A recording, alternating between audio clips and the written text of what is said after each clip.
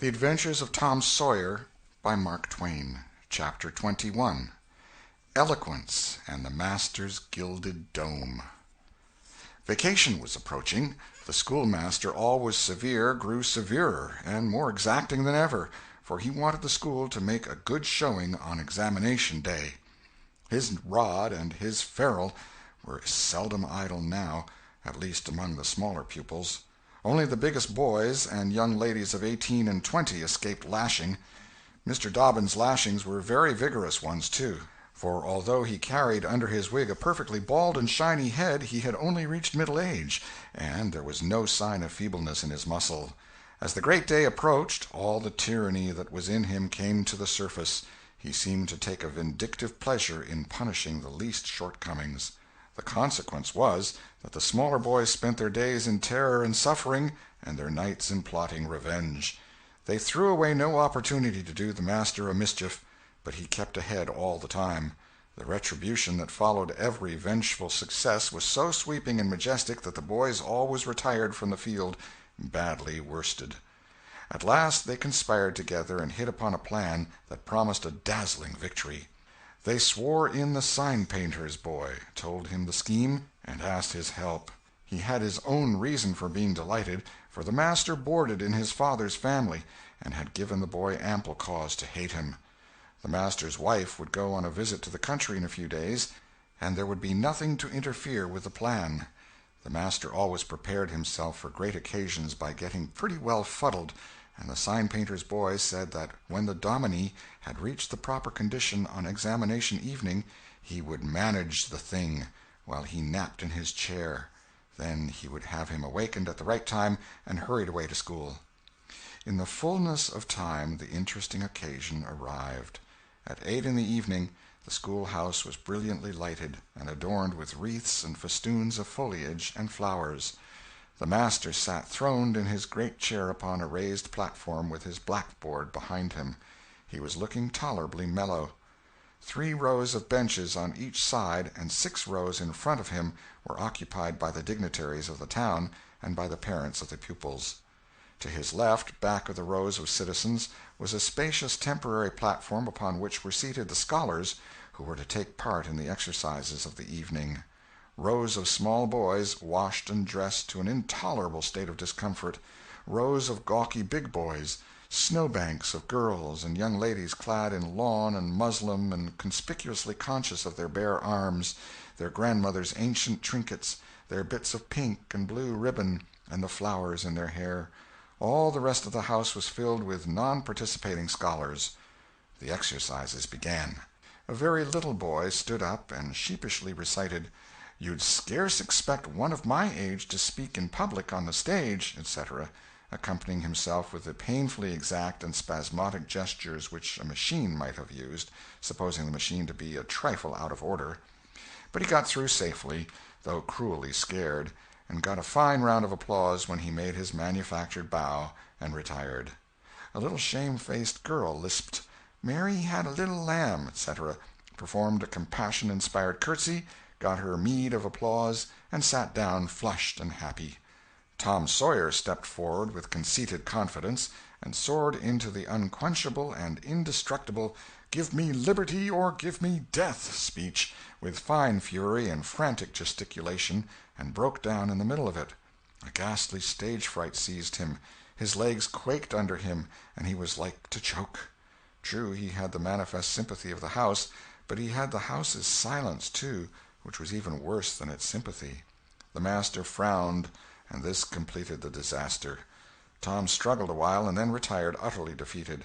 There was a weak attempt at applause, but it died early. "The boy stood on the burning deck" followed. Also, "The Assyrian came down," and other declamatory gems. Then there were reading exercises and a spelling fight. The meager Latin class recited with honor. The prime feature of the evening was in order now, original compositions by the young ladies. Each in her turn stepped forward to the edge of the platform, cleared her throat, held up her manuscript tied with dainty ribbon, and proceeded to read, with labored attention to expression and punctuation. The themes were the same that had been illuminated upon similar occasions by their mothers before them, their grandmothers, and doubtless all their ancestors in the female line clear back to the Crusades.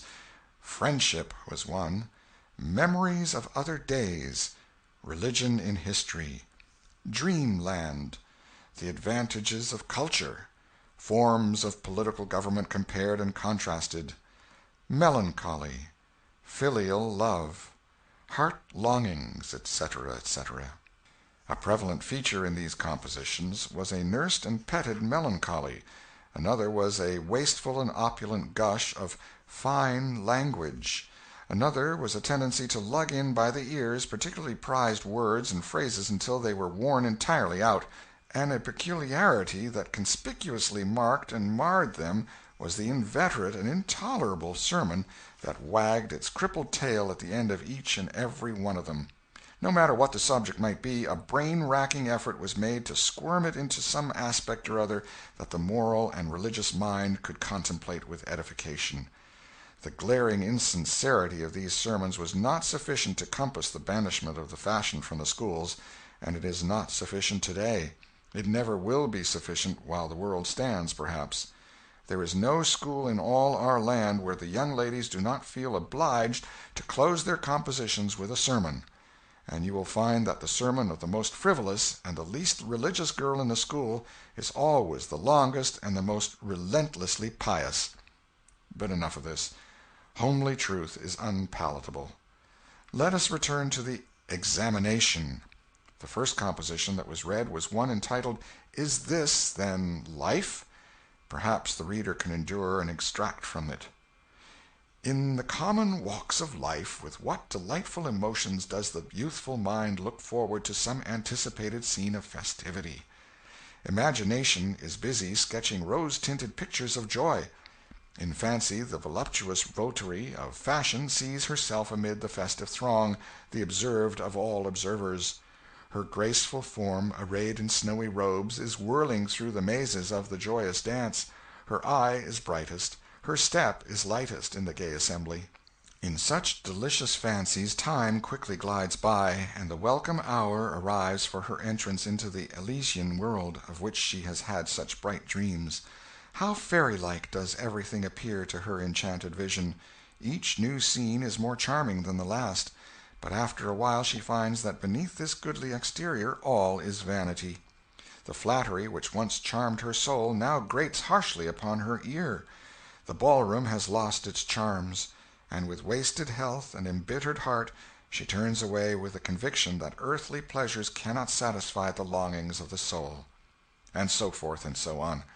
There was a buzz of gratification from time to time during the reading, accompanied by whispered ejaculations of "How sweet!" "How eloquent!" "So true!" etc., and after the thing had closed with a peculiarly afflicting sermon, the applause was enthusiastic.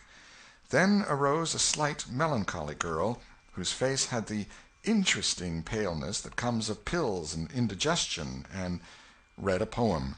2 stanzas of it will do. A Missouri Maiden's Farewell to Alabama. Alabama, good-bye. I love thee well, but yet for a while do I leave thee now. Sad, yes, sad thoughts of thee my heart doth swell, and burning recollections throng my brow. For I have wandered through thy flowery woods, have roamed and read near Tallapoosa's stream, have listened to Tallahasssee's warring floods, and wooed on Coosa's side Aurora's beam. Yet shame I not to bear an o'erfull heart, nor blush to turn behind my tearful eyes. 'Tis from no stranger land I now must part, 'tis to no stranger's left I yield these sighs. Welcome and home were mine within this state, whose vales I leave, whose spires fade fast from me, and cold must be mine eyes, and heart, and tet, when, dear Alabama, they turn cold on thee.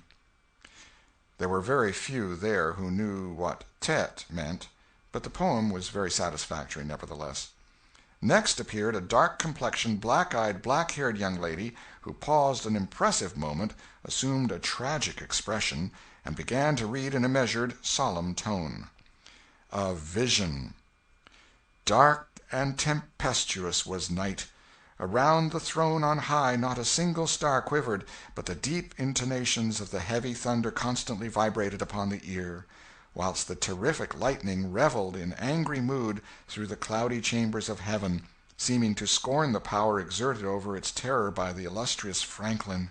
Even the boisterous winds unanimously came forth from their mystic homes, and blustered about as if to enhance by their aid the wildness of the scene. At such a time, so dark, so dreary, for human sympathy my very spirit sighed, but instead thereof, "My dearest friend, my counselor, my comforter and guide, my joy in grief, my second bliss in joy," came to my side. She moved like one of those bright beings pictured in the sunny walks of fancy's Eden by the romantic and young, a queen of beauty unadorned save by her own transcendent loveliness. So soft was her step, it failed to make even a sound, and but for the magical thrill imparted by her genial touch, as other unobtrusive beauties, she would have glided away unperceived, unsought. A strange sadness rested upon her features, like icy tears upon the robe of December, as she pointed to the contending elements without, and bade me contemplate the two beings presented. This nightmare occupied some 10 pages of manuscript, and wound up with a sermon so destructive of all hope to non-Presbyterians that it took the first prize. This composition was considered to be the very finest effort of the evening. The mayor of the village, in delivering the prize to the author of it, made a warm speech in which he said that it was by far the most eloquent thing he had ever listened to, and that Daniel Webster himself might well be proud of it. It may be remarked in passing that the number of compositions in which the word beauteous was overfondled, and human experience referred to as life's pages, was up to the usual average.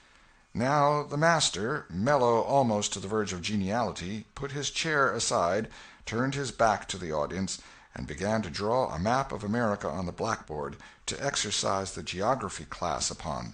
But he made a sad business of it with his unsteady hand, and a smothered titter rippled over the house. He knew what the matter was, and set himself to right it. He sponged out lines and remade them, but he only distorted them more than ever, and the tittering was more pronounced. He threw his entire attention upon his work now, as if determined not to be put down by the mirth. He felt that all eyes were fastened upon him. He imagined he was succeeding, and yet the tittering continued. It even manifestly increased, and well it might. There was a garret above, pierced with a scuttle over his head, and down through this scuttle came a cat, suspended around the haunches by a string. She had a rag tied about her head and jaws to keep her from mewing. As she slowly descended, she curved upward and clawed at the string. She swung downward and clawed at the intangible air. The tittering rose higher and higher. The cat was within 6 inches of the absorbed teacher's head. Down, down, a little lower, and she grabbed his wig with her desperate claws, clung to it, and was snatched up into the garret in an instant with her trophy still in her possession. And how the light did blaze abroad from the master's bald pate, for the sign-painter's boy had gilded it. That broke up the meeting. The boys were avenged. Vacation had come. Note: the pretended compositions quoted in this chapter are taken without alteration from a volume entitled Prose and Poetry by a Western Lady, but they are exactly and precisely after the schoolgirl pattern, and hence are much happier than any mere imitations could be. End of chapter 21. Chapter 22. Huck Finn Quotes Scriptures. Tom joined the new order of cadets of temperance, being attracted by the showy character of their regalia. He promised to abstain from smoking, chewing, and profanity as long as he remained a member. Now he found out a new thing, namely, that to promise not to do a thing is the surest way in the world to make a body want to go and do that very thing. Tom soon found himself tormented with a desire to drink and swear. The desire grew to be so intense that nothing but the hope of a chance to display himself in his red sash kept him from withdrawing from the order. 4th of July was coming, but he soon gave that up, gave it up before he had worn his shackles over 48 hours, and fixed his hopes upon old Judge Fraser, Justice of the Peace, who was apparently on his deathbed and would have a big public funeral, since he was so high an official.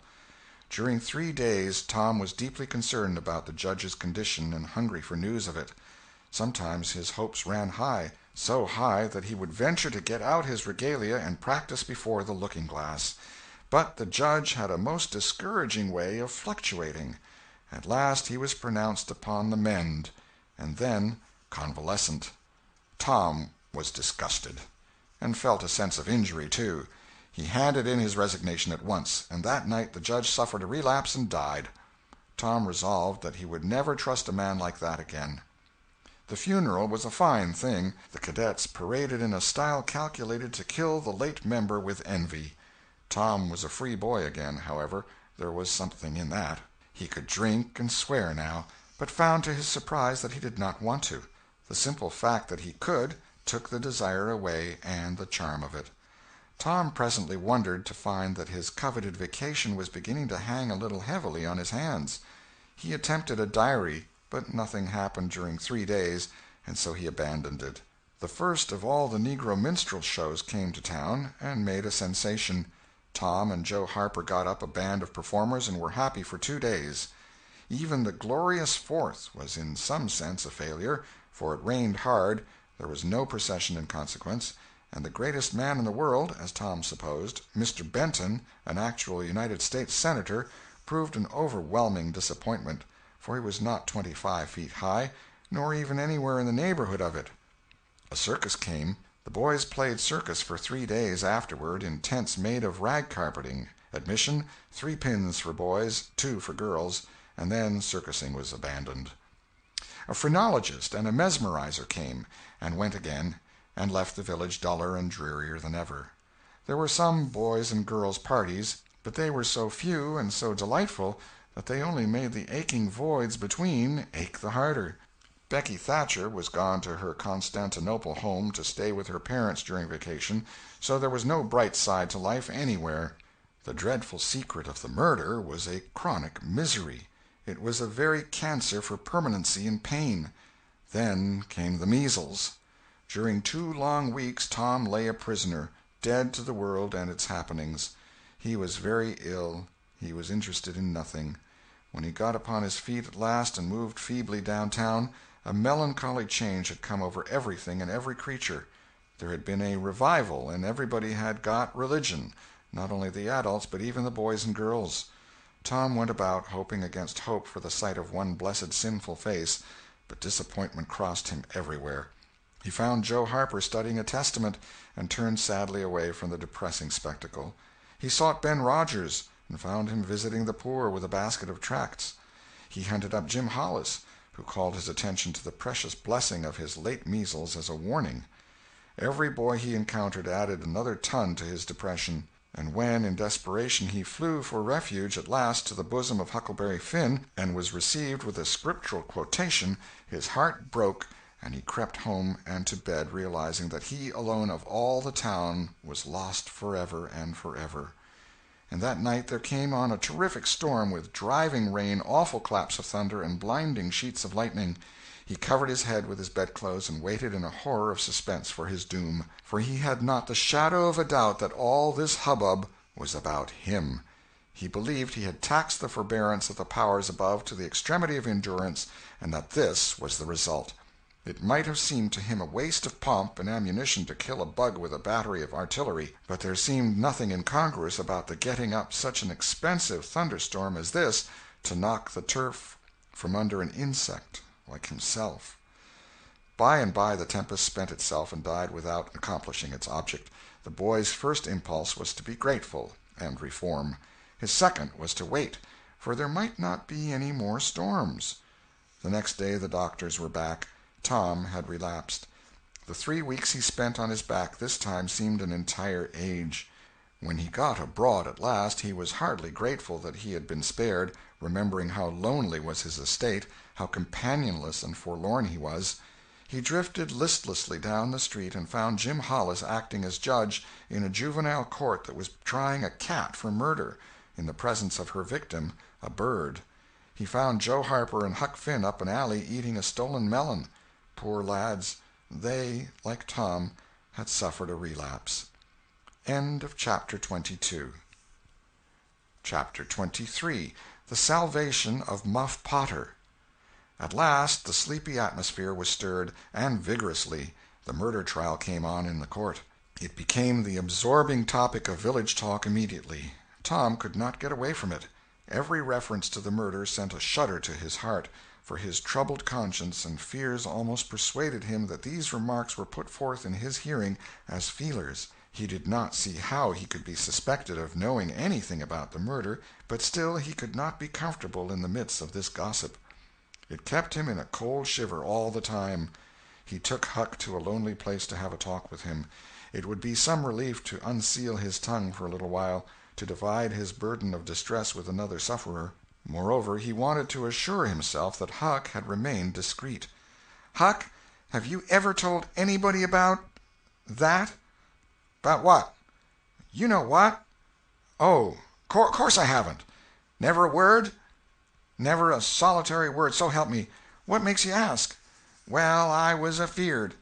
"Why, Tom Sawyer, we wouldn't be alive 2 days if that got found out. You know that." Tom felt more comfortable.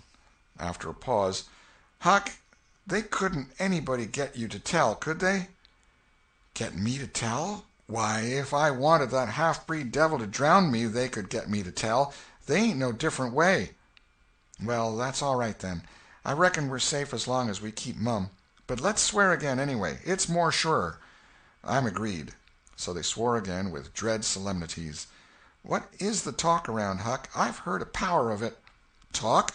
Well, it's just Muff Potter, Muff Potter, Muff Potter all the time. It keeps me in a sweat, constant, so's I want to hide somewheres. That's just the same way they go on round me. I reckon he's a goner. Don't you feel sorry for him sometimes?" "Most always, most always. He ain't no account, but then he ain't ever done anything to hurt anybody. Just fishes a little, to get money to get drunk on, and loafs around considerable." "But, Lord, we all do that. Leastways most of us. Preachers and such like. But he's kind of good. He give me half a fish once, when there weren't enough for 2. And lots of times he's kind of stood by me when I was out of luck."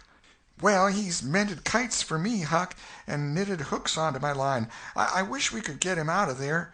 "My, we couldn't get him out, Tom. And besides, 'twouldn't do any good. They'd catch him again." "Yes, so they would. But I hate to hear 'em abuse him so like the dickens when he never done that." "I do too, Tom. Lord, I hear 'em say he's the bloodiest looking villain in this country, and they wonder he wasn't ever hung before." "Yes, they talk like that all the time. I've heard 'em say that if he was to get free they'd lynch him." "And they'd do it, too." The boys had a long talk, but it brought them little comfort. As the twilight drew on, they found themselves hanging about the neighborhood of the little isolated jail, perhaps with an undefined hope that something would happen that might clear away their difficulties. But nothing happened. There seemed to be no angels or fairies interested in this luckless captive. The boys did as they had often done before, went to the cell grating and gave Potter some tobacco and matches. He was on the ground floor, and there were no guards. His gratitude for their gifts had always smote their conscience before. It cut deeper than ever this time. They felt cowardly and treacherous to the last degree when Potter said, "You've been mighty good to me, boys, better'n anybody else in this town, and I don't forget it, I don't. Often I says to myself, says I used to mend all the boys' kites and things, and show 'em where the good fishing places was, and befriend 'em what I could, and now they've all forgot old Muff when he's in trouble, but Tom don't, and Huck don't. They don't forget him, says I, and I don't forget them.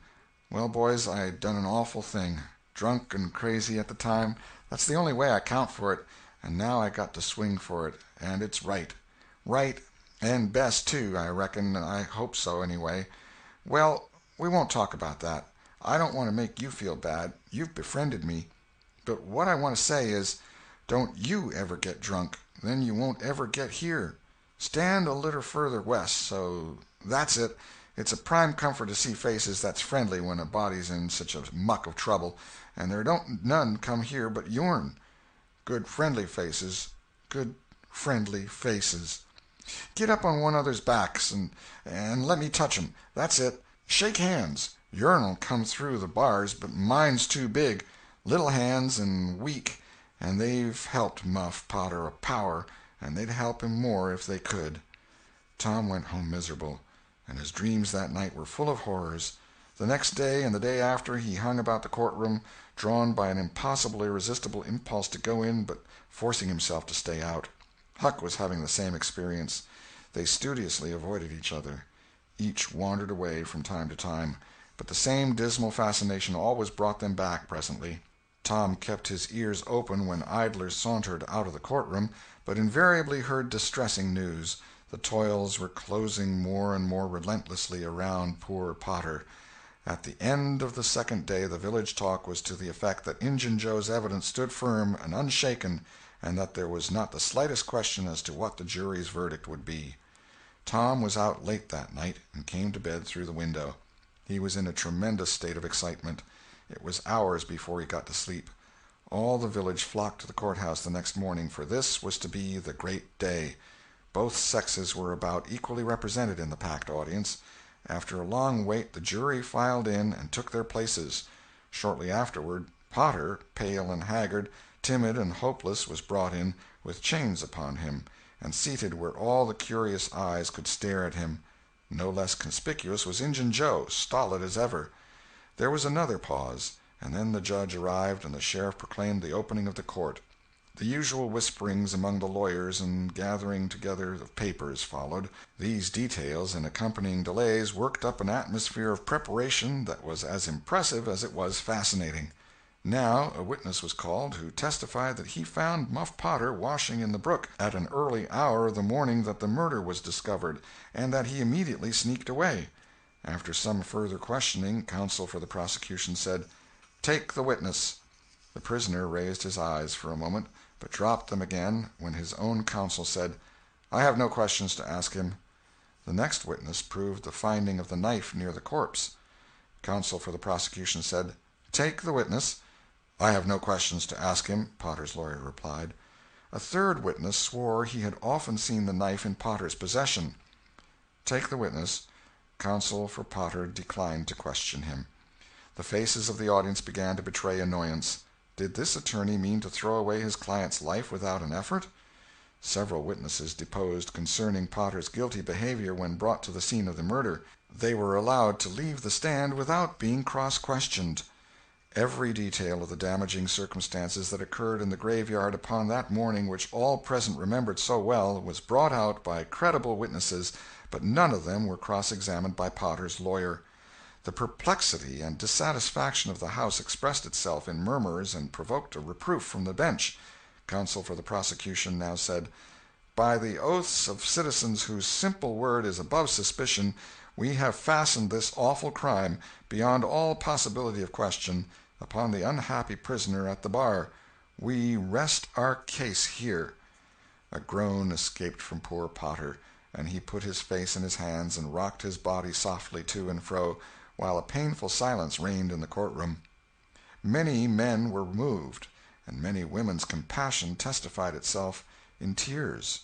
Counsel for the defense rose and said, "Your Honor, in our remarks at the opening of this trial, we foreshadowed our purpose to prove that our client did this fearful deed while under the influence of a blind and irresponsible delirium produced by drink. We have changed our mind. We shall not offer that plea." Then to the clerk, "Call Thomas Sawyer." A puzzled amazement awoke in every face in the house, not even excepting Potter's. Every eye fastened itself with wondering interest upon Tom as he rose and took his place upon the stand. The boy looked wild enough, for he was badly scared. The oath was administered. "Thomas Sawyer, where were you on the 17th of June about the hour of midnight?" Tom glanced at Injun Joe's iron face, and his tongue failed him. The audience listened breathless, but the words refused to come. After a few moments, however, the boy got a little of his strength back, and managed to put enough of it into his voice to make part of the house hear. "In the graveyard." "A little bit louder, please. Don't be afraid. You were in the graveyard." A contemptuous smile flitted across Injun Joe's face. Were you anywhere near Horse William's grave?" "Yes, sir." "Speak up, just a trifle louder. How near were you?" "Near as I am to you." "Were you hidden or not?" "I was hid." "Where?" "Behind the elms that's on the edge of the grave." Injun Joe gave a barely perceptible start. "Anyone with you?" "Yes, sir. I went there with—" Wait a moment. Never mind mentioning your companion's name. We will produce him at the proper time.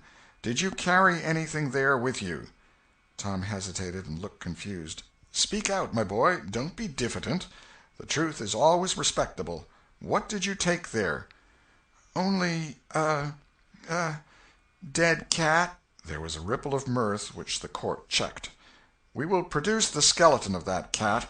Now, my boy, tell us everything that occurred. Tell it in your own way. Don't skip anything, and don't be afraid." Tom began, hesitatingly at first, but as he warmed to his subject his words flowed more and more easily. In a little while every sound ceased but his own voice. Every eye fixed itself upon him.